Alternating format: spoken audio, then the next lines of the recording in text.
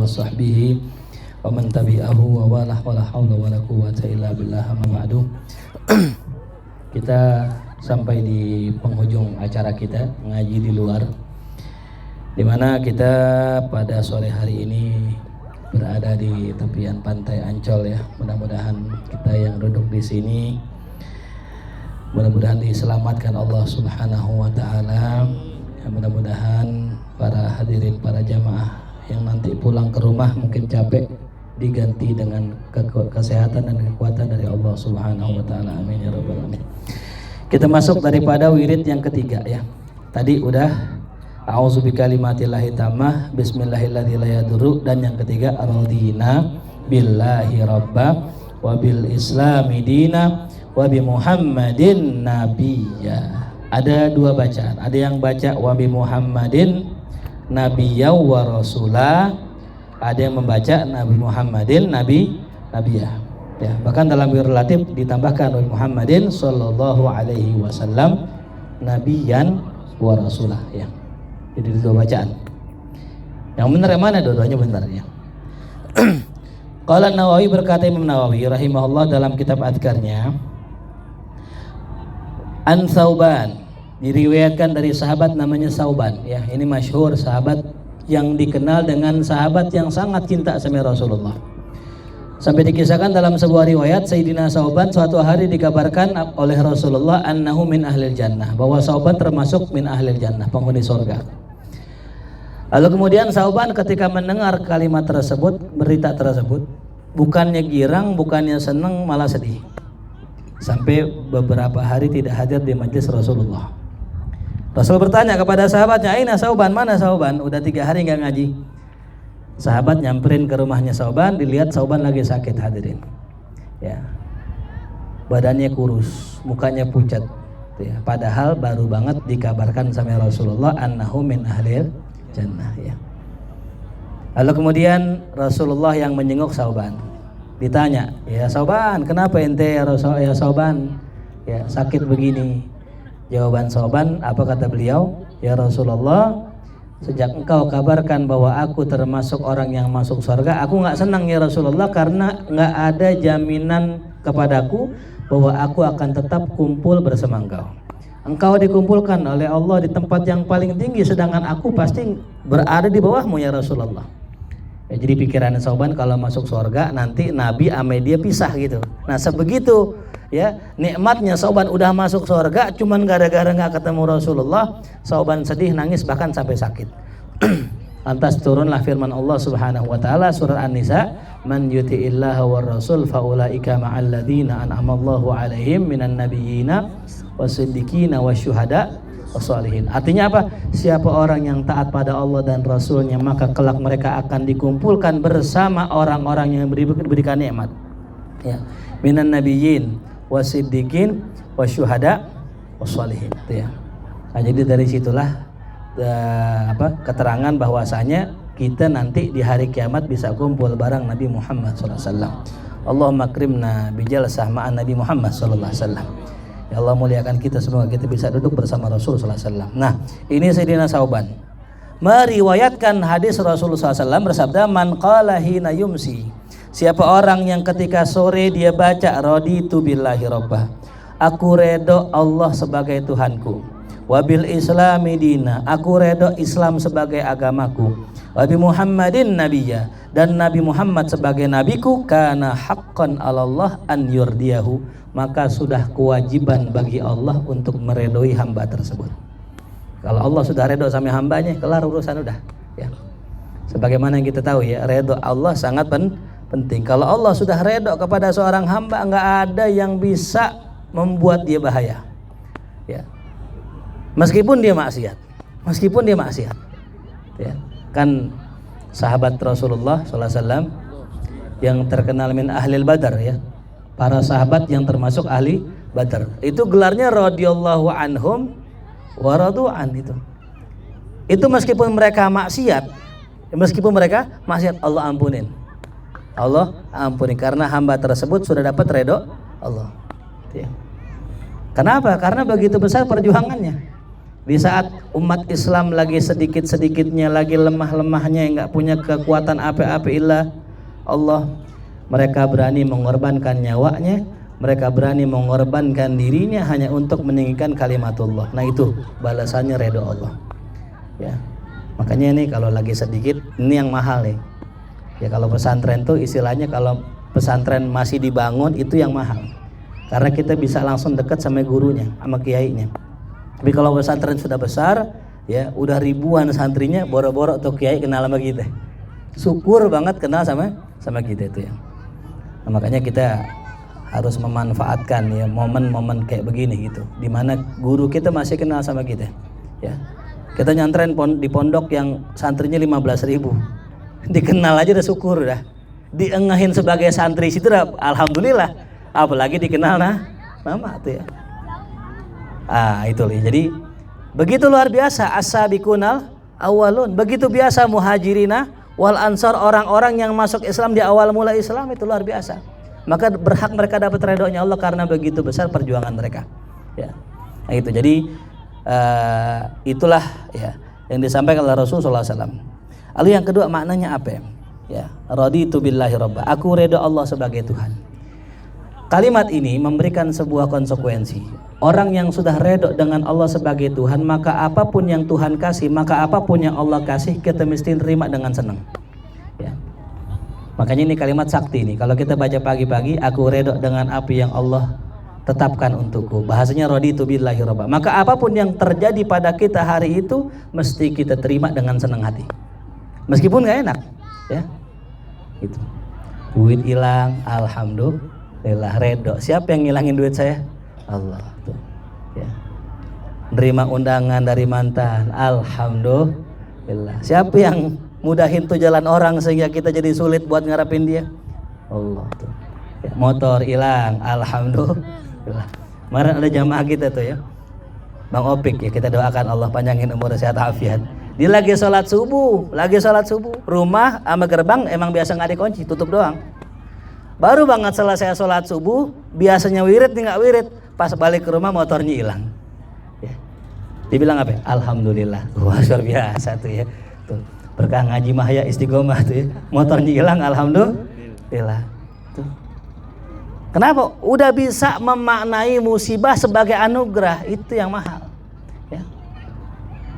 Bisa memaknai musibah sebagai anugerah. Sebenarnya kan sama bentuknya, ya kehilangan motor. Cuman buat orang yang nggak soleh jadi na'udzubillah, jadi astagfirullah. Buat orang yang tingkat imannya sudah naik level, bukan ayas biar lagi, tapi anyardo. Bukan sabar, tapi sudah naik redo. Maka redo itu derajatnya di atas sabar. Ya. Kan ada sabar sama syukur. Ya. Kalau sabar di atasnya redo. Ya. Makom orang-orang soleh itu ya, makomur redo. Maka dalam hadis yang lain dikatakan man qalaha wajabat lahul jannah. Siapa yang mengatakan raditu billahi robba, wajib dia masuk surga. Udah selesai. Ya. Karena konsekuensinya besar ini. Gitu. Karena suatu hari dikisahkan ada salah seorang ulama namanya Imam Sari As-Sakati, yang itu adalah pamannya Imam Junaid Al-Baghdadi.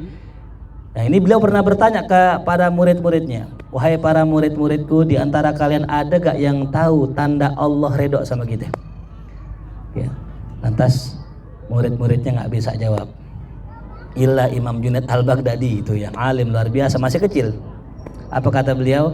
Wahai guru, kalau kita pengen tahu Allah redho sama kita, cukup kita lihat diri kita redho gak sama Allah.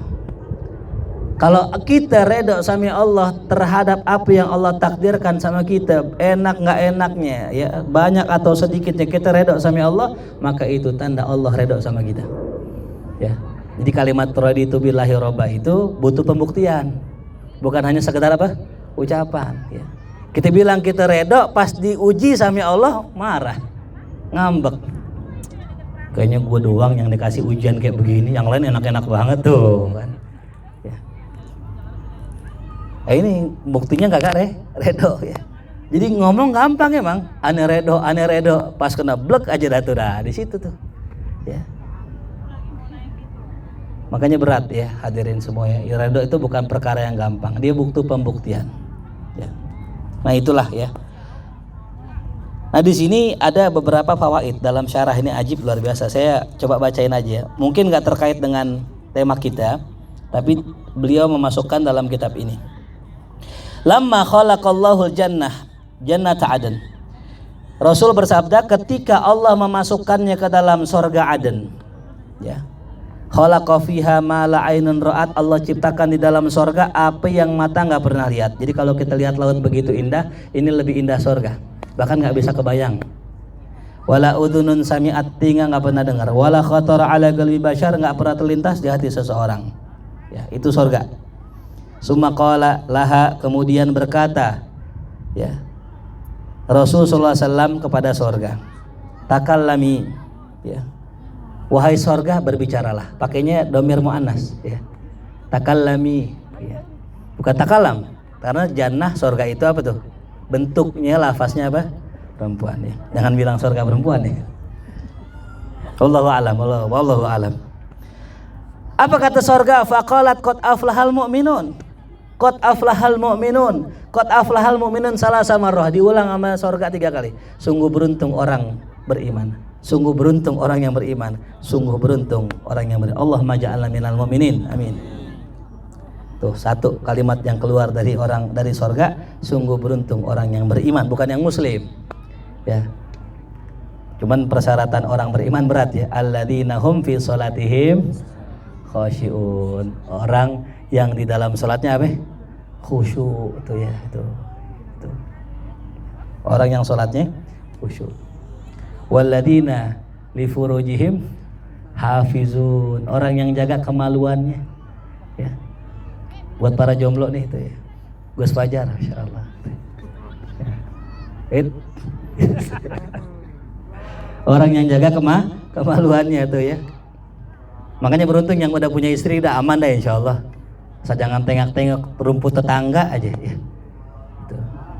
Kalau saya sering bilang gitu, rumput tetangga emang indah, cuman sintetis, palsu, imitasi.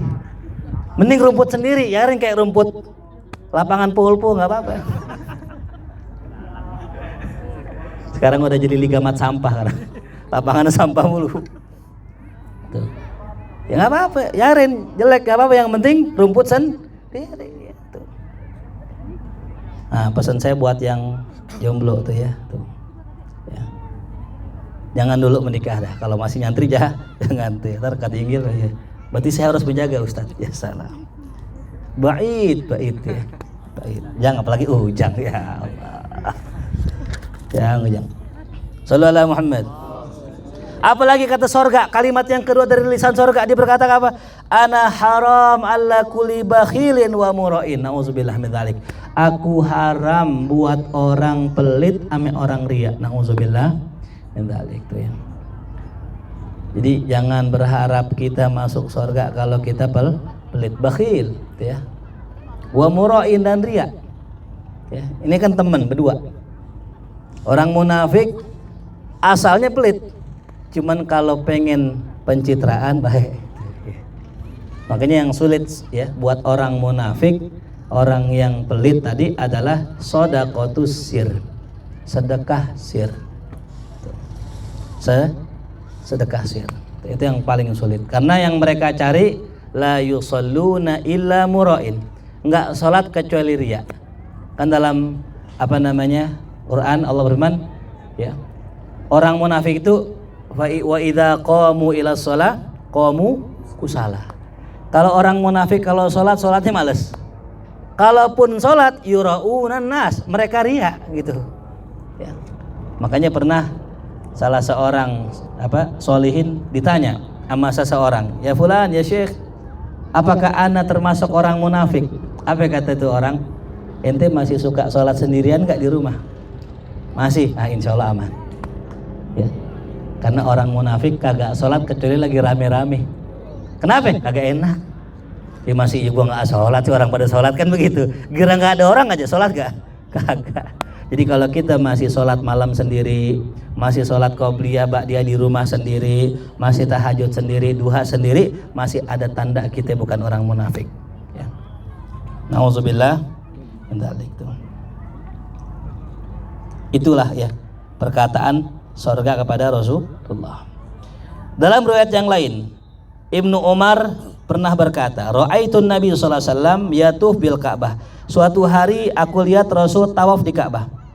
Wa yaqul, beliau berkata, ma'at yabak wa atyabarihak ma'azamak wa azama hurmatak. Alangkah wanginya dirimu wahai Ka'bah. Wa atyabarihak, alangkah wanginya baumu wahai Ka'bah. Ma'azamak wa azama hurmatak, alangkah besarnya agungnya engkau dan agungnya kemuliaanmu wahai Ka'bah. Walladzi nafsi Muhammad biyadihi, kata Rasulullah, demi jiwa Muhammad yang ada dalam genggaman Allah, la hurmatul mu'minina a'zam indallahu minki.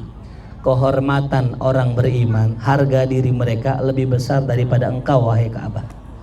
Insyaallah. Ka'bah kan besar, agung, tapi kehormatan orang beriman lebih besar lagi.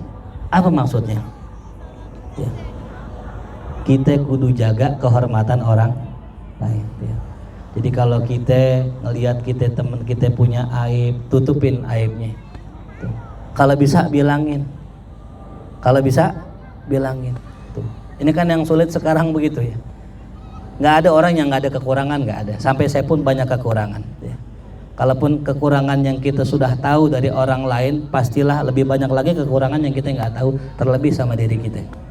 Nah cuman kalau kita ngelihat kekurangan orang lain tuh kadang kita bilangin salah, kita nggak bilangin makin salah.